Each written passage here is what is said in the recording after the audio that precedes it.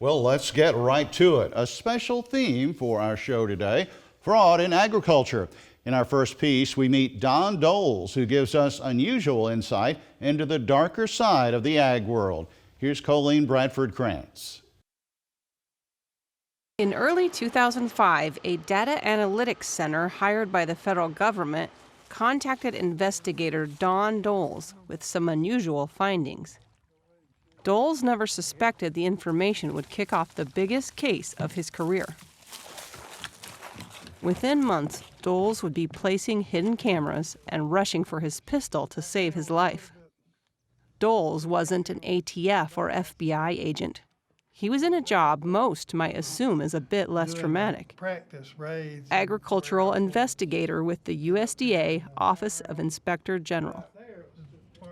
The information given to Doles sent him after a North Carolina crop insurance agent and a network of more than 50 people who had defrauded the federal crop insurance program of an estimated $100 million. They don't play. I mean, it's a lot of money.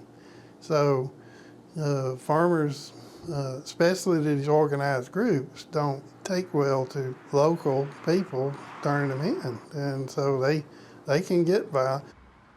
Yeah, I've had contracts out on me before. Doles, who retired after 29 years of agricultural investigative work, estimates the percentage of USDA cases involving wrongdoing is in line with those of other federal programs. Most farmers are honest people, and they just want to be left alone. Funny thing is that very little farming goes on without some sort of federal involvement now. And most of them try to do right. Market to Market analyzed data from the annual reports of the USDA Office of Inspector General and found a rough relationship between a drop in net farm income and an increase in the number of federal investigations and convictions. By 2002, net farm income had dipped to the lowest point since the 1980s farm crisis. Within a few years, Doles and other investigators would be on the tail of Robert Carl Stokes, a Wilson, North Carolina crop insurance agent. Stokes had brought together a group of area farmers who underreported their harvest to the government and quietly sold the hidden portions to complicit buyers. Stokes' company, the Hallmark Agency, came to the attention of federal investigators after number crunchers noticed an unusually high frequency of payouts. Doles called a friend at the Risk Management Agency, which oversees privately contracted federal crop insurance, and asked what he knew about Hallmark. His RMA contact said a man had reached out to him just the day before, saying he had information to share. The next day I called a plane, flew up and met with him in a parking lot of a church, and he laid out what was going on, and it was dead on. He provided us with 10 names of farmers he knew were involved, and we went back and pulled the records, and sure enough, it was clear that they were cheating the program. Understanding the dangers of going undercover, the man hesitated to get more deeply involved. He felt he was in danger because there were so many farmers that were involved.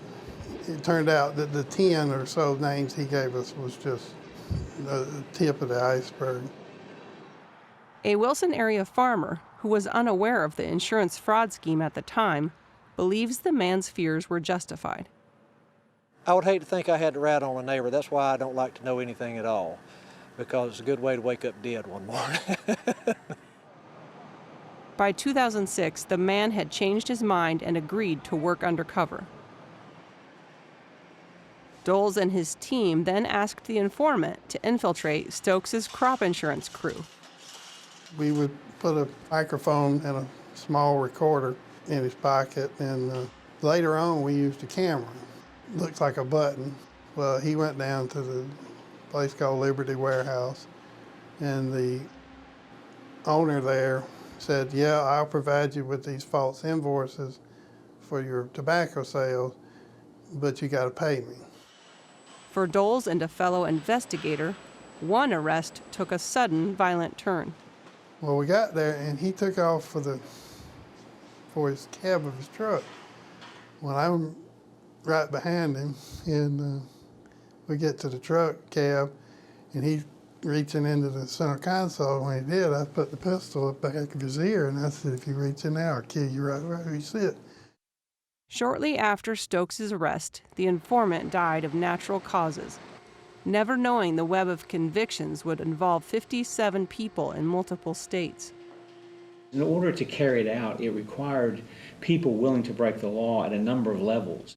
Stokes, who served nearly 2 years in prison, lost his home and his insurance business. He died in 2016. While Stokes' wife didn't defend his actions, she did say local farmers weren't a bunch of lambs being led to the slaughter. Todd Glover, a Wilson farmer, was surprised about some of the producers who were involved. The farmers were struggling to make money, and things was really tight back then, like they are today. And I think that caused some people to do things that they normally wouldn't do. Every farmer in every county where this occurred, whether they know it or not, was victimized because their insurance premiums went up. Honest farmers were screaming, "Y'all, you got to do something. You got to stop this. They're killing us. They're running the rent up on us, and we can't stay in the business."